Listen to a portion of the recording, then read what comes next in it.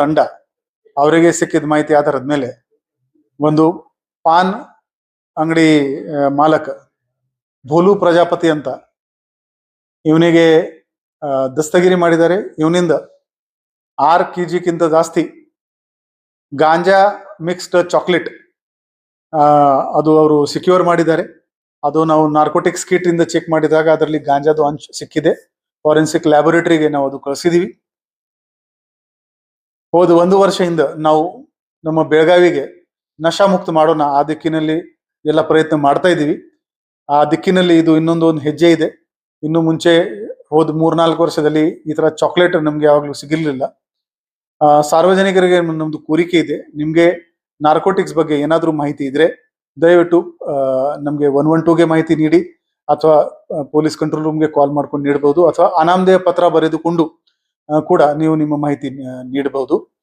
ನಾವು ಖಂಡಿತವಾಗಿ ಅದರ ಮೇಲೆ ಕ್ರಮ ತಗೋದು. ಇದು ಎಲ್ಲ ಸ್ಕೂಲ್ ಕಾಲೇಜ್ ಅಕ್ಕಪಕ್ಕದಲ್ಲಿನೇ ಮಾರಾಟ ಮಾಡ್ತಾ ಇದ್ದೀವಿ. ಸೊ ಈ ಒಂದು ನೆಟ್ವರ್ಕ್ ಇನ್ನು ಯಾರ್ಯಾರು ಇದ್ದಾರೆ, ಎಲ್ಲಿಂದ ಇವನು ತಗೊಂಡ್ ಬರ್ತಾ ಇದ್ದ, ಈಗ ಒಂದು ಸ್ಪೆಷಲ್ ತಂಡ ಇದೇ ಪತ್ತೆ ಮಾಡಕ್ಕೆ ನಾವು ರಚನೆ ಮಾಡಿದೀವಿ. ಬರೋ ದಿನಗಳಲ್ಲಿ ಇನ್ನೂ ಹೆಚ್ಚಿನ ಈ ಒಂದು ಪಾರ್ಟ್ನರ್ಸ್ ಇದ್ರೆ ಅವರಿಗೆ ಕೂಡ ನಾವು ದಸ್ತಗಿರಿ ಮಾಡ್ತೀವಿ. Student community is the target. ನಮ್ದು ಈಗಾಗಲೇ ಅದು international anti drug abuse day celebration ಆಗಿದೆ. ಅದರಲ್ಲಿ ಸುಮಾರು 14,000ಕ್ಕಿಂತ ಜಾಸ್ತಿ ಸ್ಟೂಡೆಂಟ್ಸ್ಗೆ ನಮ್ಮ ಪೊಲೀಸ್ ಅಧಿಕಾರಿಗೆ ಹೋಗಿ ಒಂದೊಂದು ಕಾಲೇಜ್ನಲ್ಲಿ ಪ್ರೆಸೆಂಟೇಷನ್ ಮಾಡಿದ್ದಾರೆ. ಅದು ಕಂಟಿನ್ಯೂಸ್ ಪ್ರೋಸೆಸ್ ಇದೆ. ಬರೋ ದಿನಗಳಲ್ಲಿ ನಾವು ಕಾಲೇಜ್ ಮ್ಯಾನೇಜ್ಮೆಂಟ್ಗೆ ರಿಕ್ವೆಸ್ಟ್ ಮಾಡ್ತಾ ಇದ್ದೀವಿ, ಅವರ ಸ್ಟೂಡೆಂಟ್ಸ್ದು ನಾವು ರ್ಯಾಂಡಮ್ ಆಗಿ ಯೂರಿನ್ ಟೆಸ್ಟ್ ಮಾಡ್ತೀವಿ. ಯೂರಿನ್ ನಲ್ಲಿ ನಾರ್ಕೋಟಿಕ್ ಸಬ್ಸ್ಟೆನ್ಸ್ ಇದೆ ಅಥವಾ ಇಲ್ಲ ಅದು ಚೆಕ್ ಮಾಡ್ತೀವಿ. ಮತ್ತು ನಮ್ದು ಉದ್ದೇಶ ಸ್ಟೂಡೆಂಟ್ಸ್ಗೆ ಕ್ರಿಮಿನಲೈಸೇಷನ್ ಮಾಡೋದು ಇಲ್ಲ. ಇದರಲ್ಲಿ ಯಾರು ಕಂಡು ಬಂದ್ರೆ ಅದು ನಾವು ಕ್ರಿಮಿನಲ್ ಕೇಸ್ ಮಾಡಲ್ಲ, ನಾವು ಅವರಿಗೆ ವಿಕ್ಟಿಮ್ ತರ ನೋಡ್ತೀವಿ. ಯಾರು ಈ ತರ ಸೇರ್ತಾ ಇದ್ರೆ ಆ ಮಾಹಿತಿ ಬರೀ ಪ್ಯಾರೆಂಟ್ಸ್ ಮತ್ತು ಅವ್ರ ಪ್ರಿನ್ಸಿಪಾಲ್ ಈ ಇಬ್ಬರಿಗೆ ಮಾತ್ರ ಈ ಮಾಹಿತಿ ನಾವು ಶೇರ್ ಮಾಡ್ತೀವಿ.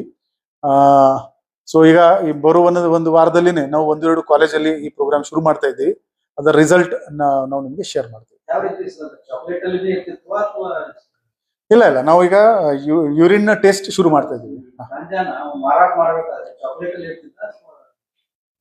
ಅದು ಮನುಕ ಅಂತ ಒಂದು ಬ್ರ್ಯಾಂಡ್ ನೇಮ್ ಅದು ಏನಿದೆ ಅದರೊಳಗಡೆ ಮಿಕ್ಸ್ ಮಾಡ್ತಾರೆ.